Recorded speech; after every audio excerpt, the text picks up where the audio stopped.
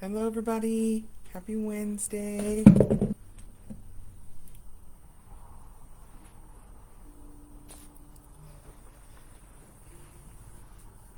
Today we continue down the path. Like redemption led to restoration, restoration leads to reconciliation. And reconciliation is to repair or reunite. 2 Corinthians 5:11 through 21 is labeled the message of reconciliation. So I'm going to cruise through the full thing and then we're going to break it down a little bit.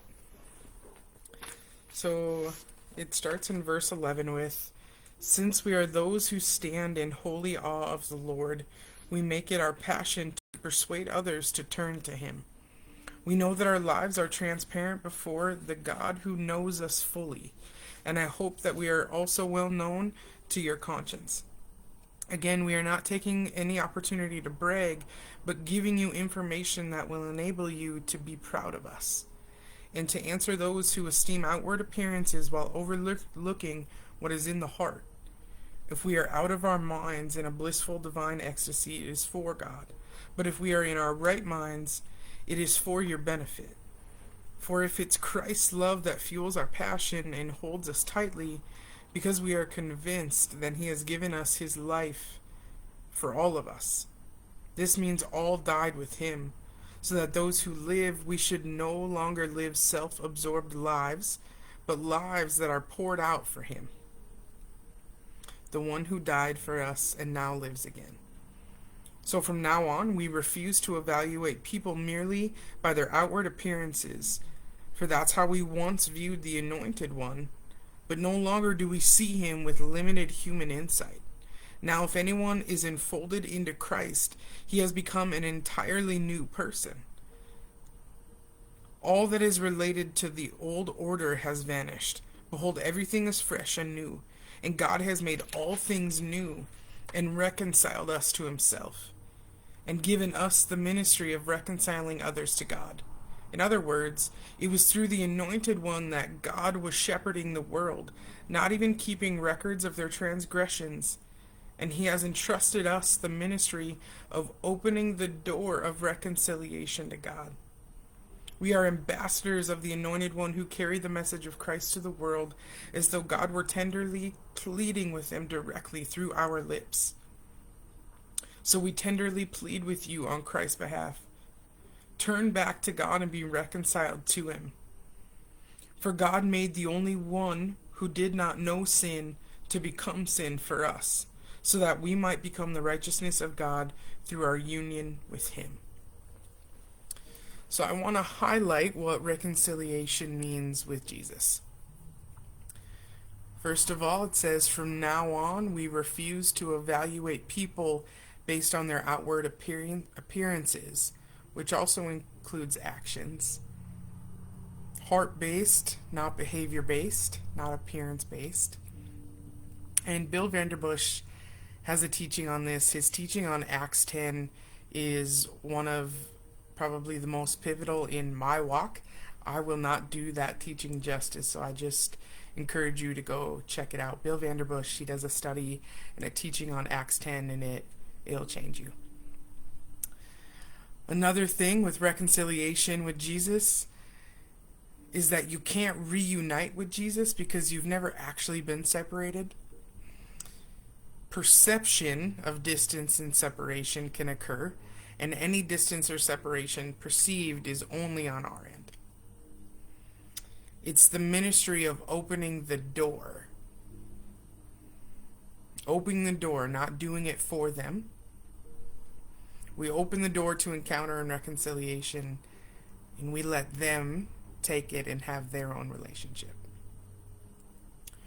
Romans 5:10 and 11 said, "So if while we were still enemies, God fully reconciled us to Himself through the death of His Son, then something greater than friendship is ours. Now that we are at peace with God, and because we share in His resurrection life, how much more will we be rescued from sin's dominion?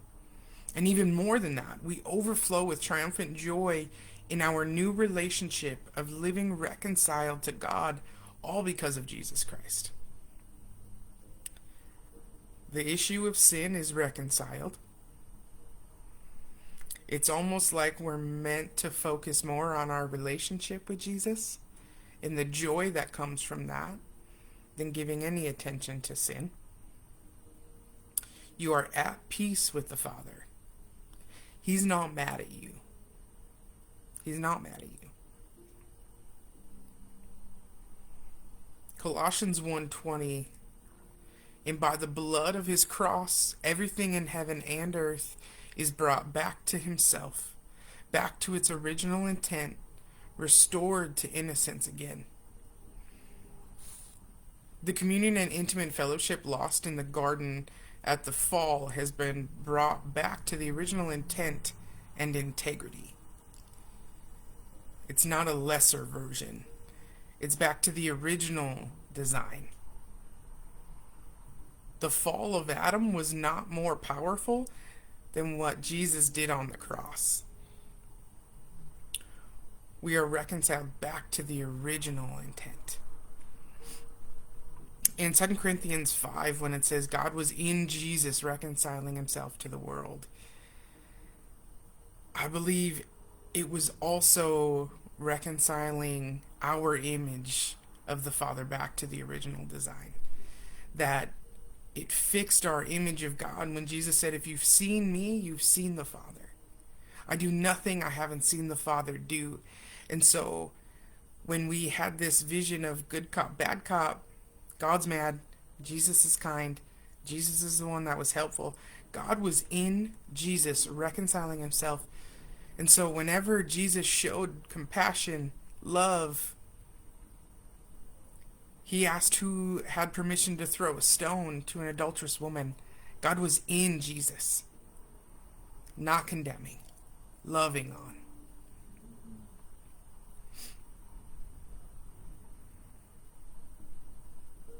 Reconciling us back to the original intent includes relationship with God. He wants a relationship with you. He doesn't want you to be afraid of him. John 19:30, the famous one. It is finished. And I can't tell you who I heard this from first, but Jim, Bill, Tyler, somebody. The cross either worked or it didn't. We don't get to pick and choose. God reconciled us to himself once for all. For everyone. Reconciled is your current reality. If you don't feel that, I encourage you to go take a look at Psalm 139. And it's the psalm that talks about how God created you. And in verse 23 and 24 it reads, God, I invite you and your searching gaze into my heart. Examine me through and through. Find out everything that may be hidden within me. Put me to the test and sift through all my anxious cares. See if there is any path of pain I'm walking on.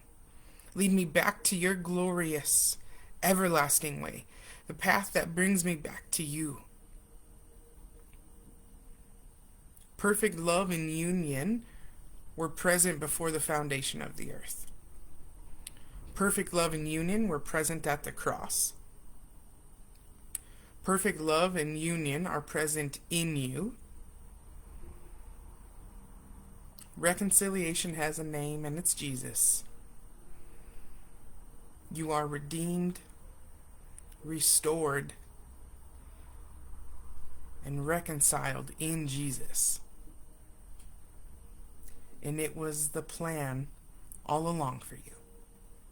I'll see you next week.